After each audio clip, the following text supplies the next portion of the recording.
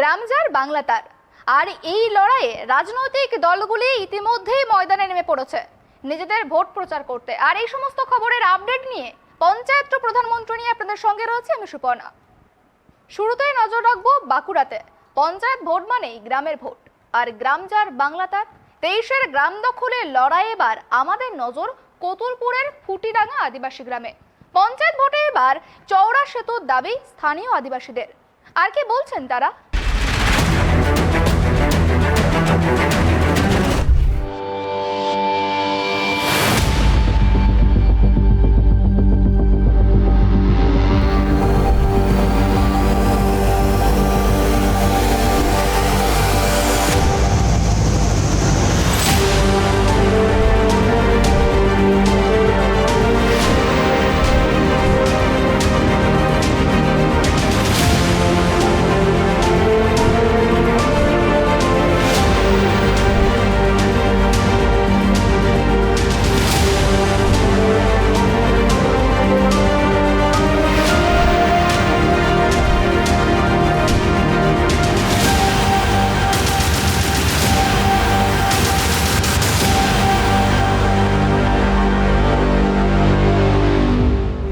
পরেই পঞ্চায়েত ভোট, তার আগে গ্রামের মানুষ কেমন আছে সেটা জানতে আমরা ঘুরছি জেলায় জেলায়।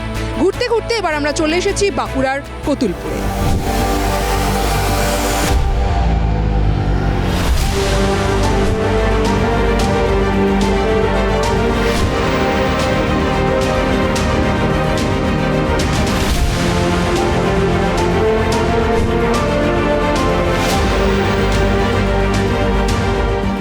কতুলপুর বিধানসভার দুটো ব্লক, একটা জয়পুর, অন্যটা কতুলপুর। আমি ঠিক এখন যে জায়গাটা দাঁড়িয়ে রয়েছি সেটা জয়পুর ব্লকের মধ্যে পড়ছে। আর এই জয়পুর ব্লক থেকে কতুলপুর ব্লকে যখন আমি যাব, তার মাঝখানে একটা ফুটব্রিজ রয়েছে। এই কতুলপুর ব্লকের মধ্যেই একটা আদিবাসী গ্রাম রয়েছে। সেই আদিবাসী গ্রামে পৌঁছতে গেলে আমাকে এই ফুটব্রিজটার মধ্যে দিয়েই যেতে হবে, যেখানে ঠিক আমি এখন এই মুহূর্তে দাঁড়িয়ে রয়েছি। আর এই ফুটব্রিজটা নিয়েই এখানকার যারা স্থানীয় আদিবাসীরা রয়েছেন তাদের মধ্যে ক্ষোভ দীর্ঘদিনের। তাদের বক্তব্য যে এই ফুটব্রিজ দিয়ে কোনো চার চাকা যায় না, অথচ এই যে 500 মিটার দূরে যে গ্রাম রয়েছে সেখানে প্রায় 250টা আদিবাসী পরিবার বাস করে।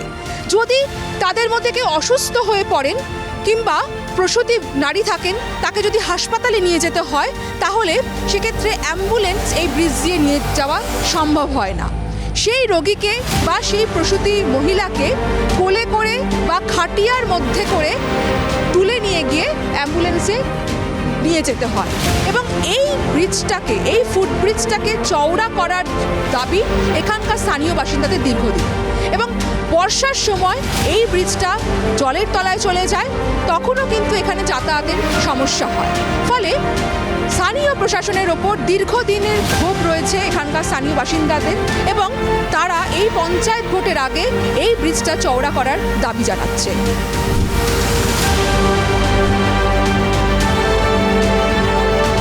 দুদিন পরেই তো পঞ্চায়েত ভোট। তোমাদের এলাকায় কীরকম কাজ হয়েছে, গ্রামে কীরকম কাজ হয়েছে? কাজ কোথা হয়েছে? আমাদের কাজ এই যে পোলের সমস্যা, এই ডুবে যায় পোল, কেউ পেরোতে পারেনি।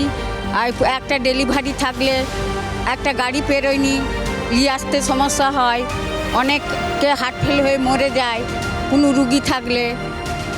এইসব সমস্যা, রাস্তাও বাগানা নাই। তোমরা এটা জানিয়েছো এই পোলের কাজটা করার জন্য প্রশাসনের কাছে আবেদন করেছিলে? হ্যাঁ, করেছিল, এসছিল দেখতে। এটা কিন্তু হবে না হবে সেটা আপনাদের ব্যাপার। পোলটা বাদ দিয়ে আর অন্যান্য সরকারি সুযোগ সুবিধা পাচ্ছ? লক্ষ্মীর ভাণ্ডার পাচ্ছ? লক্ষ্মী ভাণ্ডার পাচ্ছি, আর এমনি ঘর ফর তো পাইনি, মাটির ঘর আমাদের। ফুটব্রিজটা পার করে আমি এবার চলে এসেছি ফুটিডাঙ্গা গ্রামে, যেখানে এই আদিবাসী পরিবারের বাস। একটি আদিবাসী গ্রাম রয়েছে এবং সেই গ্রামেই আমরা ঢুকবো, সেখানে পঞ্চায়েতের কেমন কাজ হয়েছে দেখে নেব।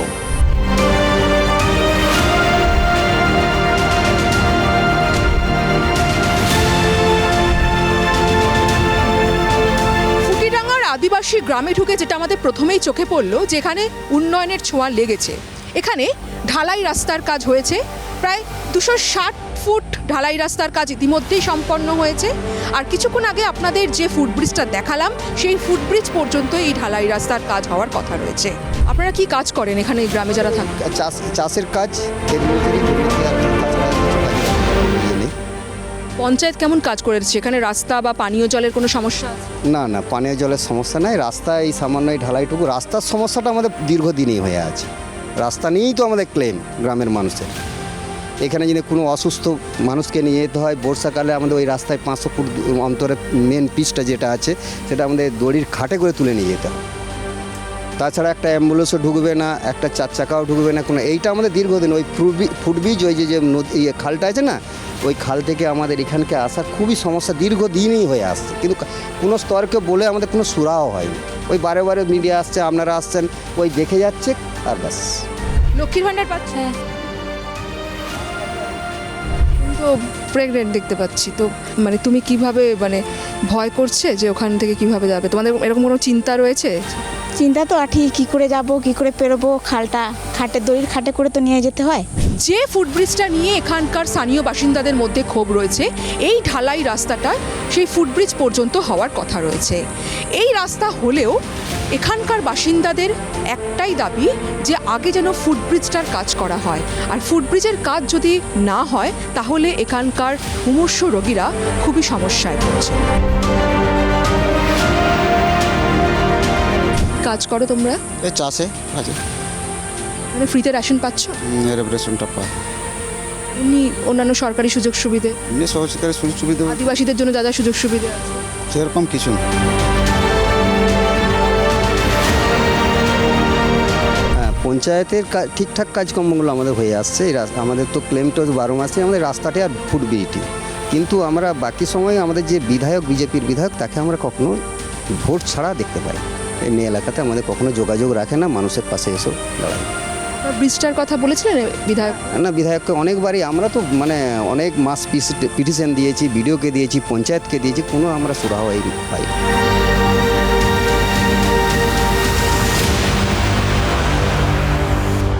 এখন বিগত বামফ্রন্ট সরকার এবং অধুনা তৃণমূল সরকার, দুটি সরকারই আদিবাসীদেরকে ভীষণভাবে বঞ্চিত করেছে।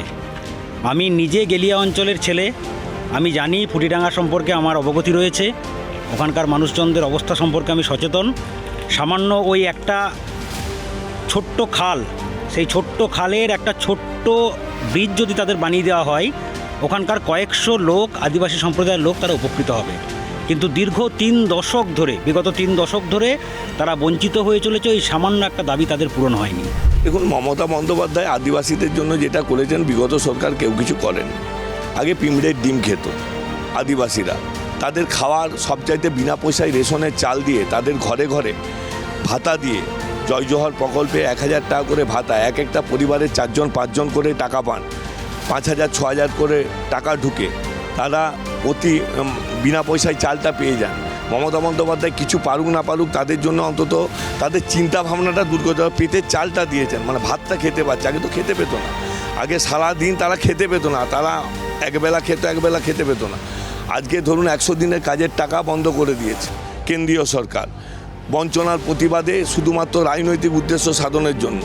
আজকে যারা আদিবাসীদের ভোট নিয়েছে, যারা শিডিউল কাস্ট শিডিউল টাইপের ভোট নিয়েছে, আজকে 100 দিনের কাজের টাকা থেকে বাংলার মানুষকে বঞ্চিত করেছে। যে কাজ যে 100% আমরা করতে পেরেছি সেটা বলতে পারবো না, কিন্তু আপনারা জানেন যে বিগত 34 বছরে এই সমস্ত গ্রাম বাংলার মানুষ হাঁটতে পারতো না, কোনো ঢালাই রাস্তা ছিল না। মানুষ ম্যাক্সিমাম ক্ষেত্রে বর্ষার সময় মানুষ ম্যাক্সিমাম সাপে কাটে মারা যেত, প্রচুর ক্ষতি হতো, বন্যা হতো। এটা কিন্তু অনেক রোধ হয়েছে। আজকে অনেক ঢালাই রাস্তা হয়েছে, অনেক পিচ হয়েছে। আজকে প্রচুর রাস্তাঘাট, পিচের রাস্তা গ্রামের মানুষ ভাবতে পারতো না, আজকে হয়েছে। যে 100% আমরা করতে পেরেছি তা নয়, কিছু কিছু সমস্যা আছে। আগামী পঞ্চায়েত নতুন বোর্ড হবে, তারা যে জায়গাগুলো আমাদের খামতি আছে নিশ্চয়ই সেগুলো আমরা যথাযথভাবে যাতে তাড়াতাড়ি দ্রুততার সঙ্গে করা যায় সেটা আমি করতে পারবো। আগে বাঁকুড়ায় চাষ হতো না, আজকে বাঁকুড়ায় পানীয় জলের সমস্যা ছিল, আজকে সব জায়গায় চাষ হয়। আজকে কৃষকরা হাসছে, আজকে রাস্তাঘাটের অভূতপূর্ব, আজকে পথশ্রী অভিযান, আজকে প্রত্যেক জিপিতে 2টো করে বড় বড় রাস্তা হয়েছে, 9 দুগুণে 18টা রাস্তা আমরা করেছি রিসেন্ট। আজকে প্রচুর ড্রেন হয়েছে, তাহলে মানুষের দেখুন 100%ই তো আমরা বললাম যে করতে পারবে না, যেই আসুন মমতা বন্দ্যোপাধ্যায় যেটা করেছেন, যেটা যদি আগামী যারা সরকার চালিয়েছেন তারা যদি 5%ও কাজ করতেন তাহলে বাংলা আজকে সোনা দিয়ে পড়ে যেত। 21-এর বিধানসভা নির্বাচনে এই কতুলপুরে জয়লাভ করেছে বিজেপি। এখানকার বিজেপি বিধায়ককে ঘিরেও এই আদিবাসী মানুষদের ক্ষোভ রয়েছে। অন্যদিকে বিজেপি আবার দুষছে স্থানীয় পঞ্চায়েতকে। দেখা যাচ্ছে শাসক বিরোধীর এই লড়াইয়ের মধ্যেই চাপা পড়ে যাচ্ছে স্থানীয় মানুষদের প্রয়োজনীয়তা। ক্যামেরায় বরুণ ভান্ডারীর সঙ্গে দেবযানী সরকার, ট্রাইব টিভি, কতুলপুর।